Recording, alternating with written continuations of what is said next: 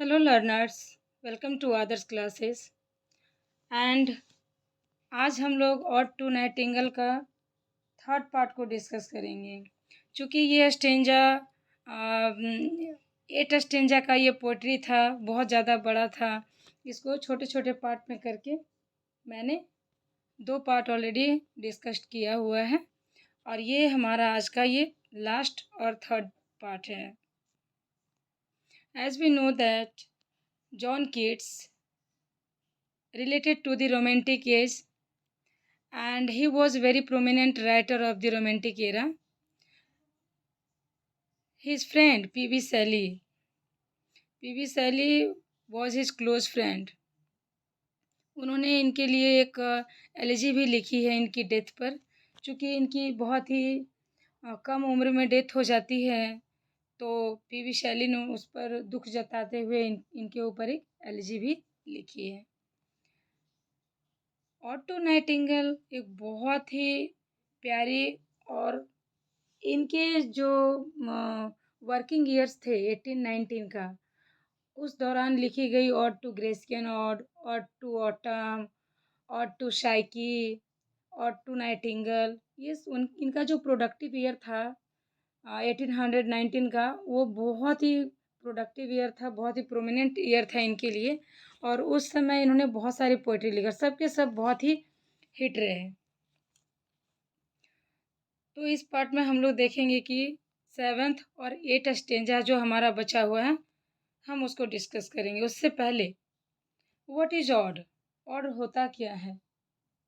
So an ode is a lyric poem that usually praises a person, animal, object और occasions. ये एक तरह का पोएम है, लिरिक पोएम है और किसी की प्रेज में, प्रशंसा में ये गाया जाता है। इट में also praise universal themes and it expresses a great depth of feeling towards and appreciation for the subject. तो किसी सब्जेक्ट के बिहाफ में अपना ये बहुत ही ग्रेट एक्सप्रेस दिखाता है, डेप्थ फीलिंग को शो अप करता है। That is called odd. Now इस पोएम के थ्रू पोएट क्या कन्वे करना चाहता है, क्या बताना चाहता है? So this poem conveys deep contrasting emotions. वो अपने इनर हार्ट के इमोशंस को दिखाना चाहता है। और जैसा कि हम जानते हैं कि ये पोइट्री सिर्फ और सिर्फ एक ही दिन में लिखी गई थी। वो भी अपने दोस्त के गार्डन में बैठे थे और एक नाइटिंगेल को ट्री पर बैठा देख करके इतना ज़्यादा इंस्पायर हो जाते हैं कि ये एक पोइट्री ही लिख डालते हैं और इनकी ये पोइट्री भी 1819 को ही पब्लिश्ड हुई थी। So this pome conveys deep contrasting emotions in the lines my heart aches and leaden eye despair and the poet expresses great sorrow। इनको यहाँ पे तकलीफ हो रहा है कि मेरा दिल दर्द से भर गया है, उस चीज़ को वो बयां कर रहे हैं। In the lines of born mirth and such a ecstasy the poet expresses a great joy. लेकिन ये दुनिया के दुख दर्द से इनका दिल भर गया है तो ये नाइटिंगेल को कह रहे हैं कि भाई तुम जहाँ जहाँ जाओगी मुझे भी ले चलो, मैं भी तुम्हारे साथ साथ चलूँगा। जंगलों में, पेड़ों में, पहाड़ों में, हर जगह जाऊँगा। मैं इस रियल वर्ल्ड से भाग जाना चाहता हूँ।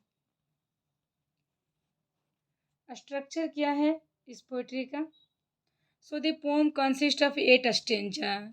एज वी नो दैट कि ये 8 स्टेंजा का एक पोम है और हमने 2 वीडियो में पार्ट 1 और 2 में 3 stanza we have already discussed and all of which are 10 lines and सभी स्टेंजा में 10 लाइन्स हैं। Sharing a consistence rhyme scheme और एक राइम स्कीम भी फॉलो हो रही है जैसा कि हर पोइट्री में होता है। The dominant meter throughout the poem is iambic pentameter, and however the eighth line of each stanza is written in iambic pentameter। और जैसा कि जानते हैं कि उनका 8वां लाइन किस में होता है? ट्राईमीटर में होता है। किस में होता है? ट्राईमीटर में होता है। iambic ट्राईमीटर में होता है। So we have already discussed structure. Okay. Now come to the 7th number stanza. It is our 7th number stanza। इस स्टेंजा में पोइट कहते हैं thou wast not born for death immortal word, तुम मरने के लिए पैदा नहीं हुए हो इमोर्टल वर्ड, अमर पक्षी, कि तुम एक अमर पक्षी हो, तुम मरने के लिए पैदा नहीं हुआ।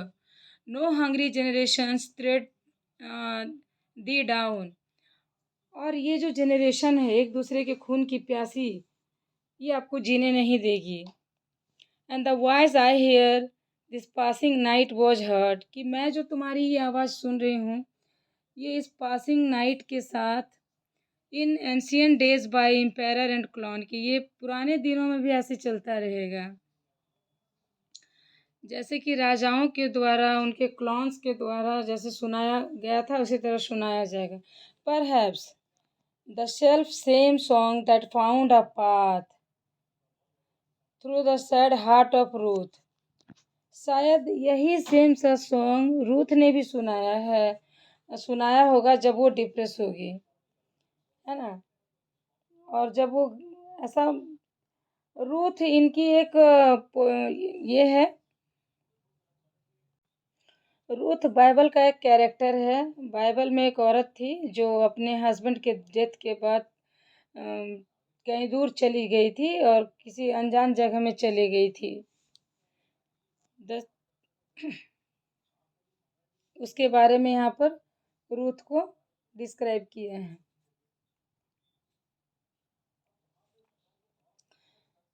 So now, when seek for home, and she stood in tears amid the alien corn and the same that of time's hath. यहाँ पे पोइट कहना चाह रहे हैं कि ऐसा ही सेम साउंड कई बार एक जादुई विंडो से सुनाई दिया होगा जो कि एक खतरनाक समुद्र के किनारे पर बना हुआ है। आपको यहाँ पर बताया जा रहा है कि पोइट किस तरह से उस वर्ड को कन्विंस कर रहा है।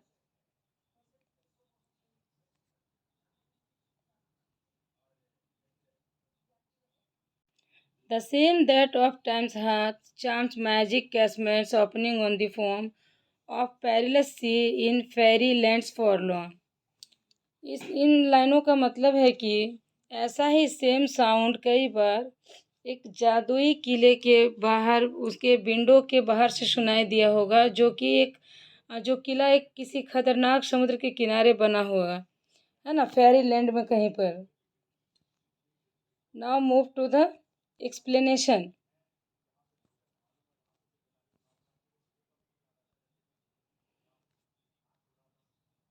This is the explanation of the 7th stanza। The speaker tells the nightingale that it is immortal, कि वो स्पीकर कहना चाह रहे हैं कि भाई देखो ये जो नाइटिंगेल जो तुम हो, तुम इमोर्टल हो, तुम अमर हो, तुम नश्वर नहीं हो, तुम मोर्टल नहीं हो, तुम कभी मर नहीं सकती।